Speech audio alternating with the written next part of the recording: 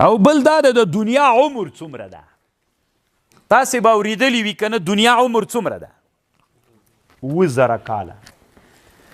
امام سیوطي په حاوی الفتاوا کې یوه رساله جوړه کړې، هغې کې لیکلي هغه حدیث راوړي چې د دنیا عمر 7,000 کاله ده. نو طالبانو د دنیا عمر 7,000 کاله نه ده، تر دې نه ډېر غټ ده. طالبانو روح المانی الله یو ډېر ښه طبیعت ورکړی طالبانو. زه هېڅ باندې نور کار نه لرم. طالبانو کله کله چې نن عصر کې چې کوم ژوند کوئ تاسو سره به مثلا چې ته ځان نه داعي و دعوتګر د اسلام جوړوې، ته به تنها داسې نه کوي چې زه د دغه طالبانو داعي د ټول افغانستان ملت به کوي. نو چې ته که داسې وایې چې دنیا باندې 7,000 کاله تیر سوي دي بس، نو ته بیا طالبانو په دې باندې بحث وکړه. دا زغال نه دي که نه، دا څه ورته وایي، دا تیږې ته یې څنګه زغال، دا ډبره څه ده؟ کوله، دا د کولې ډبره. تنها په دې بحث وکړه طالبانو دا څنګه منځته راځي، څومره وخت نیسي چې دا دغه حالت ته رسیږي. دا عادي ډبره ده طالبانو. د کیمیا علما وایي چې دا یا معدن چې منځته راځي څومره کلونه غواړي. چې په هغه شیانو باندې فکر وکړئ طالبانو، بیا تاسو ته دې معلومات کېږي چې په دنیا تر میلیونونو کلونو نه هم ډېر وخت وتلی ده. خیر ده ته دستي خیز مه راچوه په ما باندې چې بیا لکه سوابي شولې. 7,000 کاله هلته وتلي، ما ته معلومات شته د 7,000 کالونو خبر زه منم طالبانو.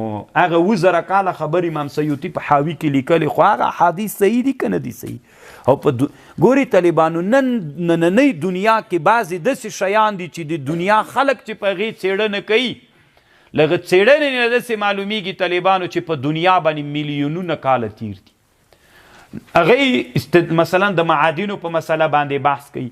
دا اوس که تاسې فکر وکړئ طالبانو، یو حیوان د دنیا کې دوی ډېر یادوي، ډیناسور ورته وایي.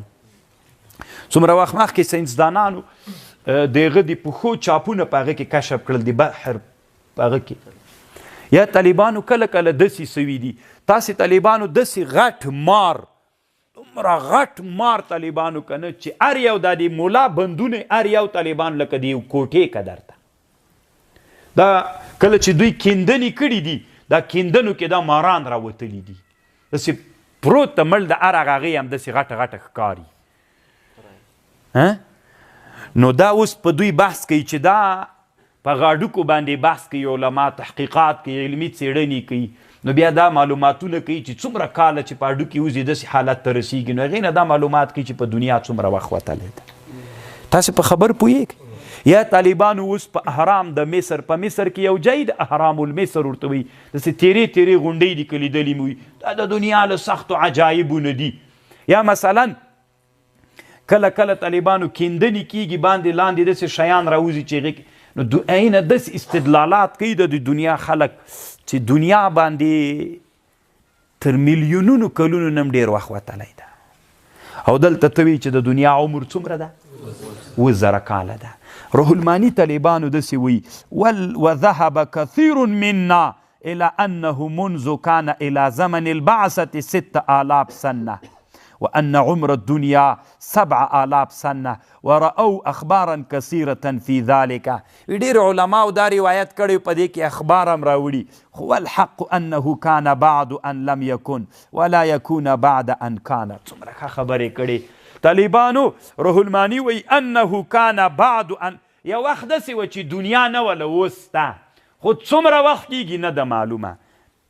ولا یکونه نه به وي دنیا بعد ان کانه چې وه اوس سته که نه دنیا، داسې یو ورځ به راځي دغه دنیا به یو وخت کې نه وي. خو څه وخت د یوې 7,000 پرېږده 7,000 حدیث صحیح نه دي. دی وایي والحق عندي انه كان بعد ان لم يكن ولا يكون بعد ان كان، اما انه متى كان ومتى لا يكون فمما لا يعلمه إلا الله والأخبار مضطربة في هذا الباب فلا يكاد يعول عليه.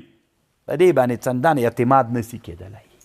ما خپله رایه دا د طالبانو، زه د دنیا د 7,000 کلونو نه قایل نه یم طالبانو. په دنیا باندې چې علوم سړی مطالعه کوي، په دنیا په